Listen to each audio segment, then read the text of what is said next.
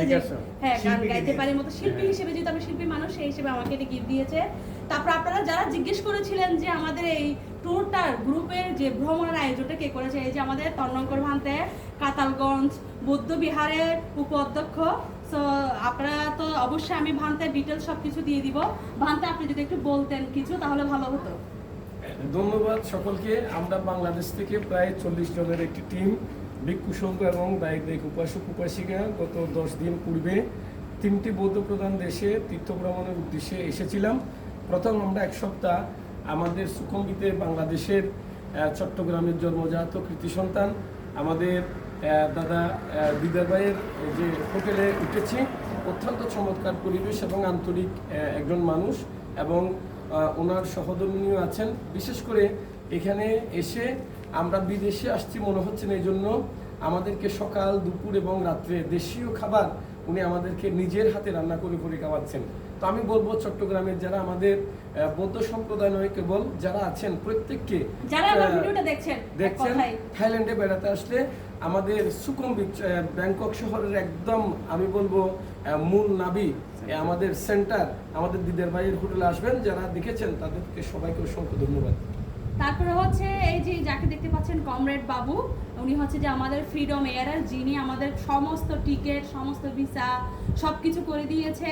আপনারা তো অবশ্যই যারা তীর্থে আসতে চাচ্ছেন ভান্তের সাথে যোগাযোগ করবেন, কিন্তু যারা শুধু ফ্যামিলি নিয়ে ঘুরতে আসবেন একটু সেলিব্রেশন করতে আসবেন তারা কিন্তু এই ফ্রিডম এয়ারের যিনি কর্ণধার আমাদের আমি হচ্ছে কর্ণধার হচ্ছেন আমাদের বড় ভাই। আচ্ছা আচ্ছা, আসলে এটা আমাদের মুক্তিযোদ্ধা সন্তানদের একটা সংগঠন। আচ্ছা আচ্ছা। আর দিদার ভাই হচ্ছেন আমার পূর্ব পরিচিত, আর আমার অফিসের সাথে হচ্ছে ওনার বাসা।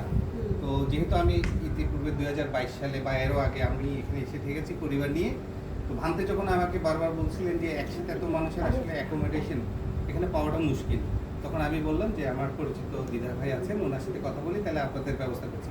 এখানে আসার পর সবাই দেখছি খুব খুশি, আর আমারও ভালো লাগছে যে আমার দেখানো একটা হোস্টেলের মধ্যে এসে সবাই স্বাচ্ছন্দ্য বোধ করছে। আপনারা আসবেন, দিদার ভাই অনেক ভালো মানুষ, ভাবি আছেন যদিও বা পর্দার আড়ালে, তো দুজনেই খুব পরিশ্রম করছেন আমাদেরকে হ্যাপি রাখার জন্য। আর বিপাশা দিত এটা ভাইরাল করে দিল তার ভিডিওতে।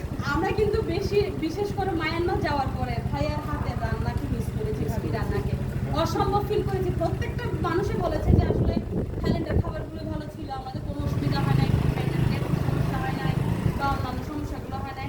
যাই হোক ভাইয়া আপনাকে অসংখ্য ধন্যবাদ আমাকে একটা সুন্দর গিফট দেওয়ার জন্য, এবং ফ্রিডম এয়ারের শহীদুল্লাহ কায়সার ভাইকে ধন্যবাদ আমাদেরকে এত সুন্দর একটা ট্যুরের পাশে থাকার জন্য। আপনারা সকলে মিলে আমাদের ট্যুরটাকে আরো আনন্দময় করে তোলার জন্য। আমি তারপরও বিশেষ ধন্যবাদ দিব কাতালগঞ্জ বৌদ্ধ বিহারের উপাধ্যক্ষ তর্ণঙ্কর ভান্তেকে, কারণ তর্ণঙ্কর ভান্তের অপ্রাণ চেষ্টা, মানে কি বলবো, একটা মানুষ যে আমাদের সবাইকে ভালো রাখার জন্য সুখে রাখার জন্য, মানে একটা ট্যুরকে শান্তিময় করার জন্য আরামদায়ক করার জন্য কি পরিমাণ যে পরিশ্রম। পাশাপাশি কমরেড দাদা যদি না থাকতো মানে আমরা সকলে মিশে চলে যেতাম।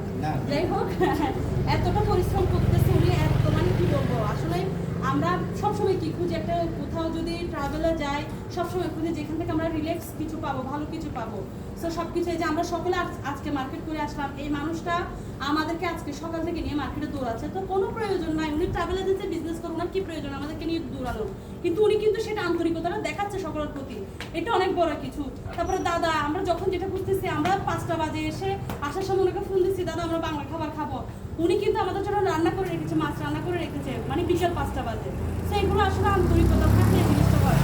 আপনি একটা থাইল্যান্ডে কোথাও যদি আসেন কোটি টাকা খরচ করে গেলে এই আন্তরিকতা পাবেন না, হ্যাঁ হঠাৎ করে খাবারটা পাবেন কিন্তু এই আন্তরিকতা পাবেন না।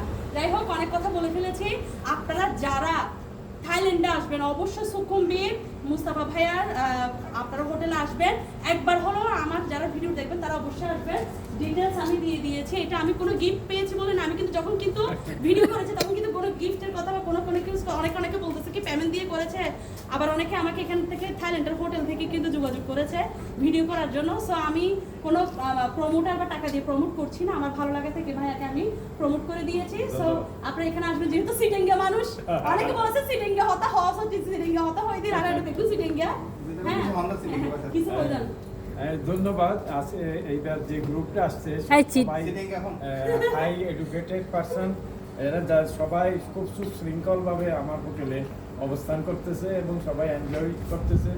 আমার খুব ভালো লাগলো ওনাদের আন্তরিকতা এবং এখানে এসে আমার যে সহযোগিতা করতেছে আমাকে, আমি কিছুই করতে পারিনি, তারপরেও ওরা খুবই প্লিজ। ধন্যবাদ সবাইকে।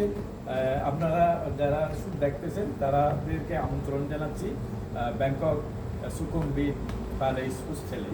ধন্যবাদ। ভান্তে, আমি একটা কথা বলি, আপনি রিসেন্টলি একটা ট্যুরের আয়োজন করেন, নাহলে মানুষ কিন্তু এখানে বেশি বেরিয়ে করতেছে আমাদের আমাকে। এমনি তো পরিকল্পনা আছে আগামী কোরবানির ঈদের ছুটিতে আবার একটা গ্রুপ নিয়ে আসার জন্য। এটা এনেছি রোজার ঈদের ছুটি নিয়ে, সামনে কোরবানির ঈদের নিয়ে 50 জনের একটা টিম আমরা আসবো। ধন্যবাদ সবাইকে। ওকে, আমি ডিটেইলসটাও দিয়ে দিব ভিডিওতে, বা আমরা লিখে দিব, সেটা পোস্ট করবো। ভালো থাকবেন সবাই।